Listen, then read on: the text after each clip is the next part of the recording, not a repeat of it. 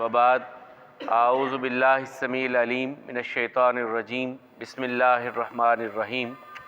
سورہ نمل سے آغاز۔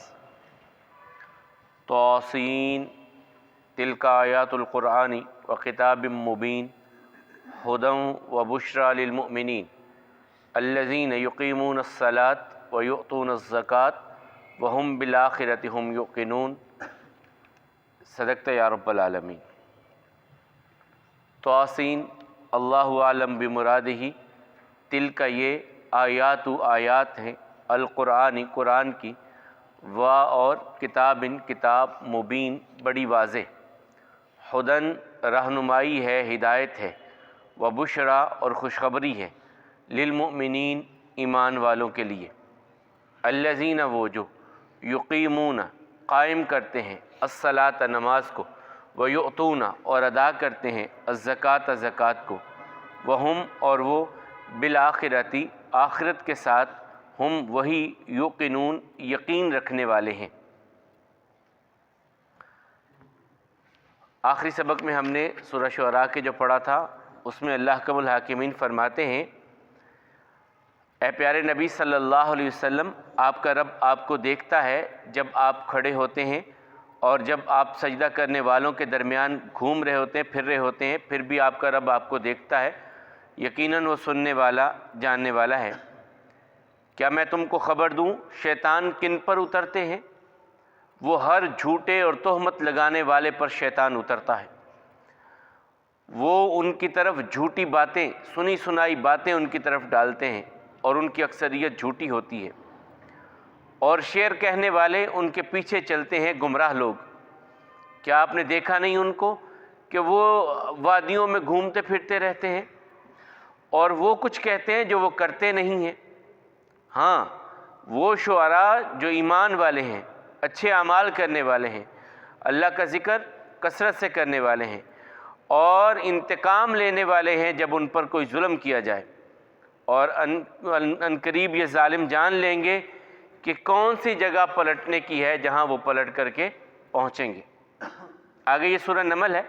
نمل چونٹی کو کہا جاتا ہے، اور اس میں بھی جس طرح ہم نے پچھلی سورہ میں تذکرہ پڑھا تھا انبیاء کرام کے حوالے سے، یہاں بھی حضرت صالح علیہ السلام کا اور غالباً نوح علیہ السلام کا تذکرہ، اور سلیمان اور داؤد علیہ السلام ان کا، اور ایک چیونٹی کا بڑا کمال کا ایک واقعہ ہے، وہ بھی اس سورہ میں آئے گا آگے جا کر کے۔ اور آخر خاص طور پہ اس کا سورت کا جو ہے وہ اللہ تعالیٰ اپنی نعمتیں انسان کو بار بار گنواتے ہیں کہ دیکھو یہ نعمتیں، یہ نعمتیں، یہ نعمتیں، کچھ خیال کرو، میرے ساتھ شرک نہ کرو جس نے تمہیں اتنی نعمتیں عطا کی ہیں۔ تو آغاز ہے، اور آغاز کی جو آیات ہیں یہ تقریباً سورہ بقرہ کی ابتدائی آیات وہ اور یہ ملتا جلتا مضمون ہے ان کا۔ طاسین، وہاں الف لام میم تھا، تو یہ حروف مقطعات ہیں جنہیں علیحدہ علیحدہ پڑھا جاتا ہے اور ان کے معنی اللہ کے سوا کوئی بھی نہیں جانتا۔ تلک آیات القرآن، یہ آیات ہیں قرآن کی، و کتاب مبین، اور بڑی واضح کتاب کی آیات ہیں جو آپ سنا رہے ہیں، پڑھ رہے ہیں، یہ قرآن کی تلاوت آپ کر رہے ہیں، یہ آیات اس کتاب کی ہیں، قرآن کی ہیں، جس کی آیات، جس کا پیغام بہت واضح ہے۔ یعنی اس قرآن کو پڑھنے سمجھنے کے لیے کوئی بہت بڑی راکٹ سائنس نہیں چاہیے ہوتی۔ بکریاں چرانے والے ایک مرتبہ قرآن سنتے گئے اور زندگیاں تبدیل ہوتی گئیں۔ جنات نے ایک مرتبہ قرآن سنا، زندگیاں تبدیل ہو گئیں، اور وہ سمجھ جاتے تھے۔ کوئی بڑا فلاں سے پڑھ، یہ جو ہمارے ہاں اب بھی خیر کہی جاتی ہیں کہ بندے کو پتہ نہیں، وہ 9 کے 10 علم نہ جب تک آئیں قرآن نہیں پڑھنا چاہیے، یہ اب بھی جہالت کی ایسی باتیں کی جاتی ہیں۔ حالانکہ رسول اللہ صلی اللہ علیہ وسلم کے اولین مخاطب جو لوگ تھے وہ کسی یونیورسٹی کے پڑھے نہیں تھے، کسی کالج کے پڑھے ہوئے نہیں تھے، وہ تو خود لکھنا بھی، ہاتھ سے لکھنا بھی نہیں جانتے تھے۔ میں نے آپ کو پہلے بھی بتایا تھا کہ مکہ میں کہا جاتا ہے کہ اس وقت صرف 17 لوگ جانتے تھے لکھنا، ان کے سامنے اللہ کے رسول صلی اللہ علیہ وسلم قرآن پڑھ رہے ہیں، سنا رہے ہیں۔ مدینہ میں آ کر کے بھی یہ کیفیت ہے۔ بدر کے قیدیوں کو اس وجہ سے چھوڑا گیا کہ ہمارے بچوں کو لکھنا سکھا دو، تمہیں آزادی مل جائے گی۔ لکھنا سکھا دو بچوں کو. تو یہ بہت کم پڑھے. اور خود رسول اللہ صلی اللہ علیہ وسلم نے حضرت زید رضی اللہ تعالیٰ سے کہا کہ تم عبرانی زبان بھی سیکھو. یہ عبرانی نہیں جانتے تھے، یہودیوں سے دوسرے لوگوں سے بات کرنی ہوتی ہے، خط لکھنے ہوتے ہیں، تم سیکھو ان کی زبان. یہ سارے بات کے معاملات ہیں. بہرحال اللہ تعالیٰ کہتے ہیں تلک آیات القرآن و کتاب مبین. یہ آیات ہیں قرآن کی جو بڑی واضح کتاب ہے. ہدن، یہ ہدایت ہے، ہدایت رہنمائی، آپ کو زندگی گزارنے کا طور طریقہ، اسلوب، اور اس زندگی کے بعد کی زندگی کے بارے میں رہنمائی، یہ سارا کچھ آپ کو یہ کتاب عطا کرتی ہے. وبشرا، اور خوشخبریاں دیتی ہے. للمؤمنین، ایمان والوں کو خوشخبریاں دیتی ہے. آپ کبھی سورہ دہر کا یہ جو ہے ابتدائیہ پڑھ جائیے. اللہ تعالیٰ نے جو اہل ایمان کی وہاں ان کے لیے انعامات جو ذکر کیے ہیں، خاص طور پہ جنت کے حوالہ سے. آپ سورہ رحمان پڑھ جائیے، اللہ تعالیٰ نے جو تذکرے کیے ہیں. پھر آپ سورہ زمر کا اختتامیہ پڑھ جائیے. اللہ تعالیٰ نے جس طرح اہل ایمان کے لیے جنت کے خوبصورت نقشے بیان کیے ہیں، وہ تو دل یوں چاہتا ہے کہ ابھی یہ سانسیں رکیں اور ہم کسی طرح اپنے رحمان و رحیم رب کی جنت میں چلے جائیں. اتنے خوبصورت نقشے بیان کیے ہیں. یعنی اس میں ایک چیز بڑی خوبصورت، ایک سورہ دہر کی میں بات کر رہا تھا کہ آپ کسی باغ میں چلے جائیں نا تو پھل لگے ہوئے ہیں، تو آپ دیکھتے ہیں کہ یار پھل نیچے نیچے کچے ہیں، اوپر پکے ہیں. وہ اوپر بہت کمال کا ہے لیکن ہاتھ نہیں جاتا. اللہ تعالیٰ کہتے ہیں جنت میں بھی کچھ ایسا ہوگا، لیکن اب آپ کو محنت نہیں کرنی پڑے گی، مشقت نہیں کرنی پڑے گی. اب ہم ان پھلوں کو کہیں گے وَقُطُوفُهَا دانیہ، وہ خود جھک جائیں گے آپ کے لیے. یعنی وہ پھل آپ کے لیے جھک جائیں گے. دنیا میں کا سونے کے کنگن، سونے کا زیور مرد نہیں پہنے گا، سونے کی کوئی چیز بھی نہیں پہنے گا. لیکن اللہ تعالیٰ کہتے ہیں میں تو وہاں پہ سونے کے کنگن پہناؤں گا اپنے جنتیوں کو، اور انہیں ریشم، دنیا میں نے منع کیا ہے میں ریشم پہناؤں گا ان کو. بوسیدہ نہیں ہوں گے کپڑے، خراب نہیں ہوں گے، میلے کچیلے نہیں ہوں گے. لیکن جی چاہے گا کبھی، انسان ہے نا، کہ یہ بدل جائے یار، اور وہ بدل جائے گا. اور وہ تختوں پہ وہاں پہ سفر ہوگا. وہ آپ کے تخت ہی ہوائی سفر کریں گے آپ کے لیے، جہاں آپ چاہیں گے. وہ جس تخت پہ آپ بیٹھے ہیں، آپ کہتے ہیں یار فلاں ہمارا دوست ہوتا تھا، وہ جنت میں فلاں جگہ پہ ہے، چلیں یار اس سے مل کر کے آتے ہیں. آپ وہ جو اڑن تشتری کا جو کہتے ہیں نا، وہ اصل میں جنت میں ہی معاملہ ہوگا. اللہ ہم سب کو جنت الفردوس عطا فرمائے. وَبُشْرَى لِلْمُؤْمِنِينَ، اور یہ خوشخبریاں ہیں اس قرآن میں، ہیں ان کے لیے جو ایمان لے آتے ہیں. الَّذِينَ يُقِيمُونَ الصَّلَاةَ، اب ایمان والوں کی ایک خوبی اللہ تعالیٰ بیان کر رہے ہیں کہ وہ پکے نمازی ہوتے ہیں. کچے نمازی نہیں ہوتے، پکے نمازی ہوتے ہیں. یقیمون الصلاۃ، یقیمون جو ہوتا ہے یہ پکے کے معنی میں آتا ہے. یعنی وہ بے چین ہو جاتے ہیں جب کبھی کوئی نماز کا معاملہ رہ جاتا ہے تو بے چین ہو جاتے ہیں. دوسری ان کی خوبی وَيُؤْتُونَ الزَّكَاةَ، اگر اللہ مال عطا کرے تو اس میں سے زکوٰۃ ادا کرتے ہیں. اور تیسری ان کی خوبی کیا ہے؟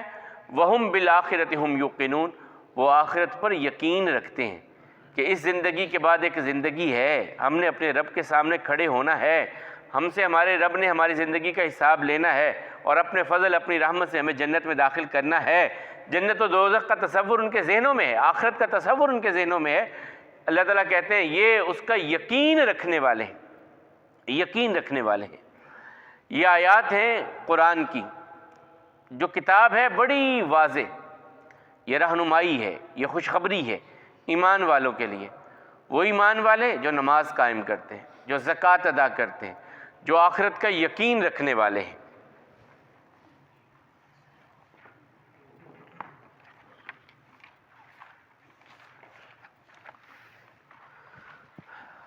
پہلے تو ہم نے دعائیں پڑھی، خود کھانا کھایا اور اللہ تعالیٰ کی حمد کی.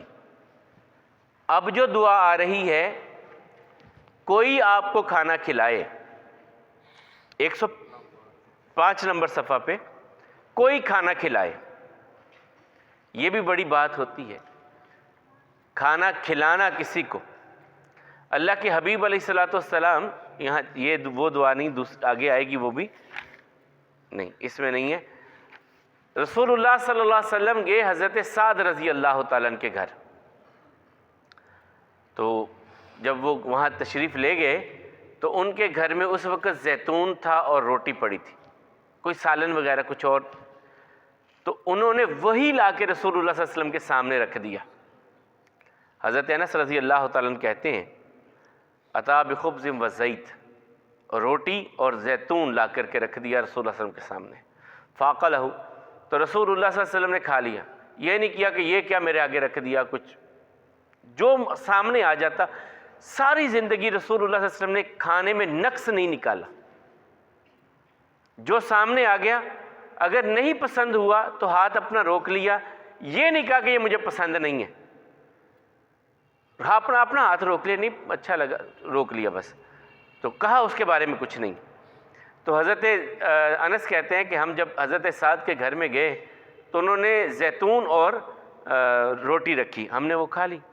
پھر رسول اللہ صلی اللہ علیہ وسلم نے ان کے لیے ایک اور دعا کی، وہ یہاں نہیں لکھی ہوئی، وہ تھی افطر عندکم الصائمون اکل طعامکم الابرار وصلت علیکم الملائکہ، تمہارے دسترخوان پہ روزے دار آ کے روزہ کھولیں۔ یہ دعا دے رہے ہیں رسول اللہ صلی اللہ علیہ وسلم کہ روزے دار تمہارے دسترخوان پہ آ کر کے روزہ کھولیں۔